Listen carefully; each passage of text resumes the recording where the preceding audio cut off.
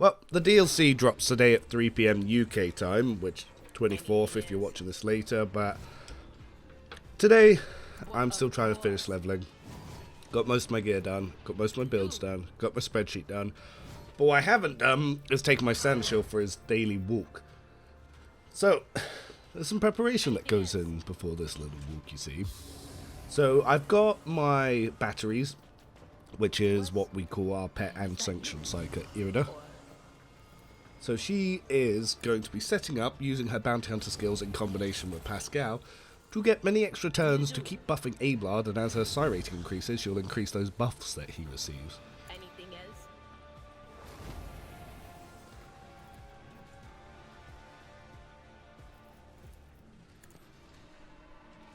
One of the other little tricks that there are to do here is you can use Metabolic Overcharge to give a turn with psi rating AP to, say, Pascal. You can then use the Hot on the Trail ability to then try and get some extra AP turns. But first, I need to mark some things with some more prey.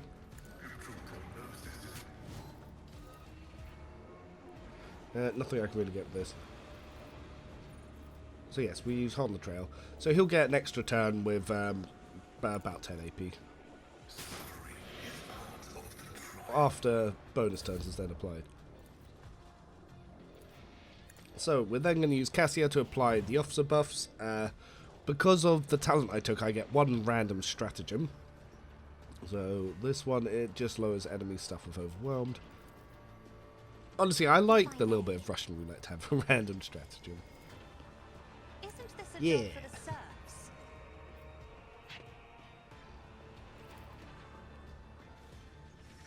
Me.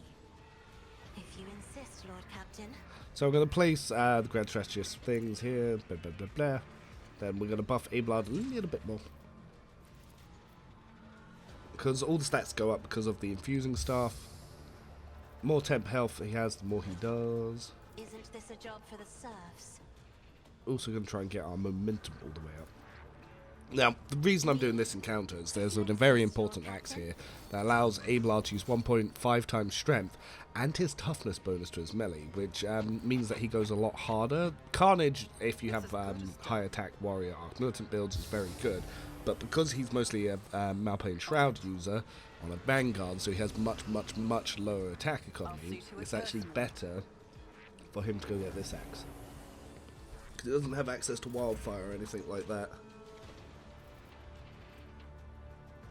Alright, I'm probably going to use Mend Reality here, because many other people aren't going to get a turn for a while. So, Abelard, go chop up some chaos. Naturally, he has his own buffs to do.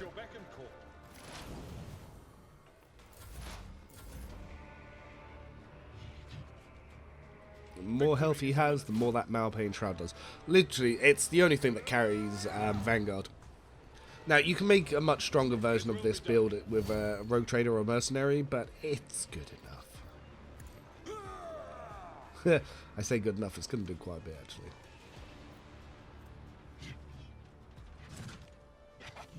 So yeah, Provocation forces enemies to attack us. We then get to attack them back. Defensive stance, baby. At your beck and call.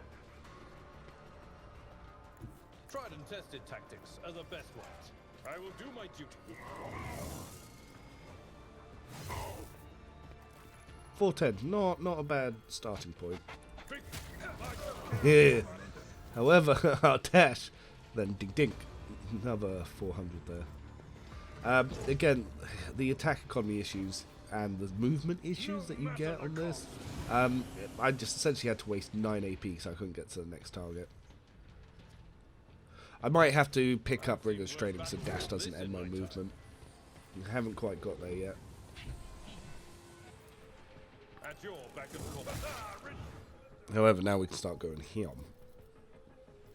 He does take Rigorous Training in a few levels. I haven't needed it till this point, but yeah, as soon as he gets that breakthrough and then Scissoring Strike's pretty useful.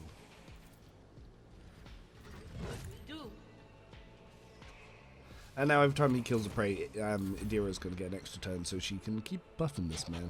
It will be done. And then he can... Endured's not going to stack, but Rule of Reclete will. Which will increase his stats. At your beck and call. Indeed. My place is at the fore. Victory is in Yeah, provocation doesn't work on people that that don't have melee.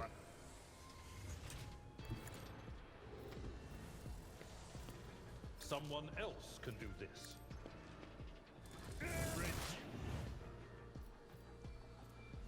And we can warp speed to increase his stats again.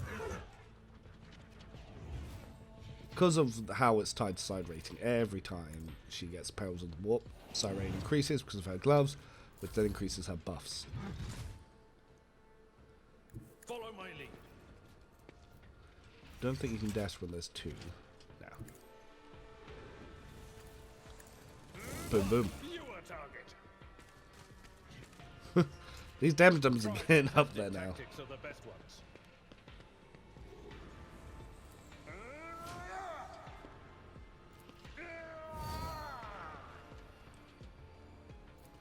I will do my duty.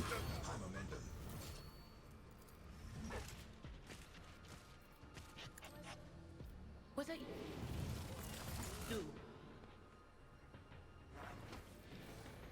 The stats must be through the roof by now. Oh yeah! That's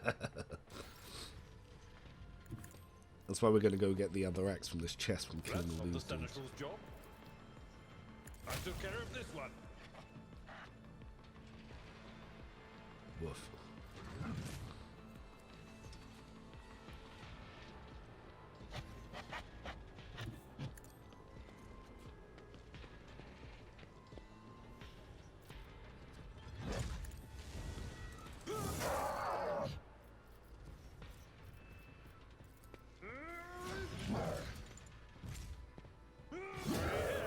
Sure hand.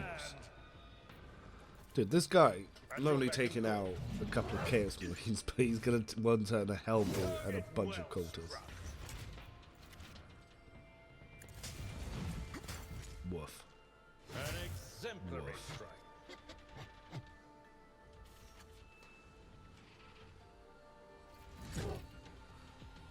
Can't double stack that. Indeed.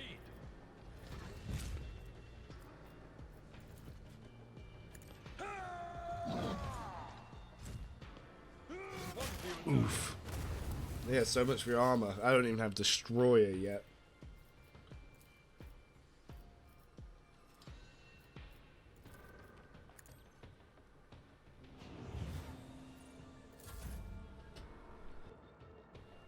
However, now we're running into the problem of me not having rigorous training until I've seen worse battles level than this in my 40. time. I'm guessing I'm going to Reduced get to it dust. like maybe level 46. It's pretty far off.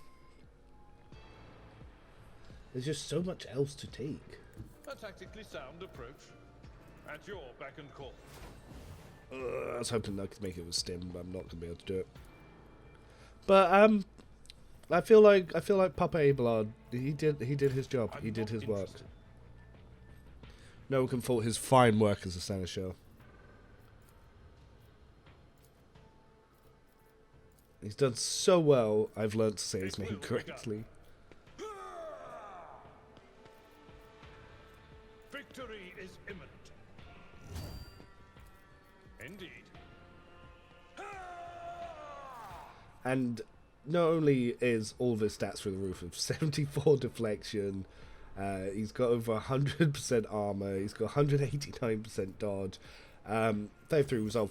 When he ends his turn, all of his temp wounds will get added to his strength for turn 2. They're not going to survive to a turn 2, but if there was a turn 2, he'd be even stronger. Could throw a grenade, but it's not a damaging grenade. Yeah, unfortunately, there's nothing more he can do. So this is the bonus turn Pascal got from Hot on its trail. It's a nice little bit of 10 AP, so he can stack some stuff.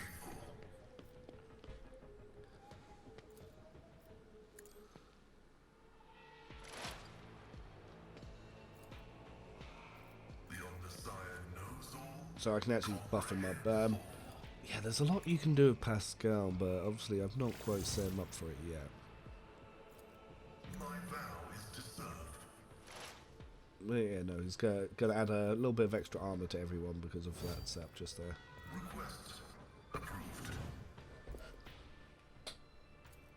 And yeah, he can do some fairly meaty shots that every time he shoots it increases his damage, so the more turns and the more attacks you can give him, the more he does.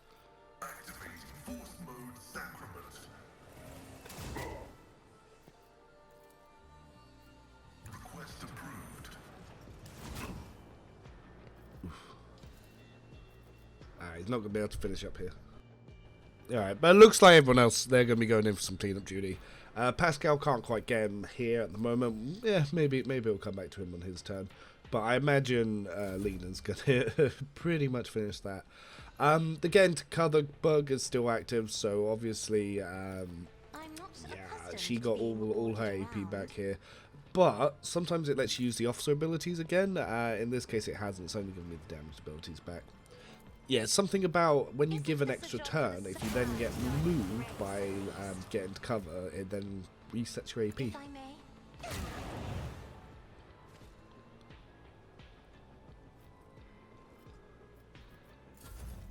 Not much more she can do there.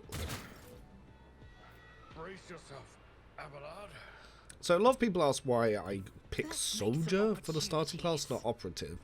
And it's mostly because of the attack economy and the extra movement. So right now, as you can see, I can't actually hit either of them from moving from the start position. So that could essentially stop me from one turn the encounter, even though Abelard still has his full turn. However, it's as good as done. One thing I can do is, by using running gun, I can actually move up and get line of sight on one of them, if I turn the camera because this game's janky. And then from here, I can put all my buffs into a multi-beam. So I can't hit this guy, but pain channeling will allow me to hit someone else on the battlefield. So I can hit this chap up here. So if I put in press the advantage, and then I check for my molten beam, some respectable damage. However, I've built up quite a bit of momentum. In fact, I have 11. So if I use Hammer of the Emperor, so we can do 2,000 to one, then pain channeling 2,000 to the other. Yeah. So it's just 4,000 damage, just two different targets. GG. Guz.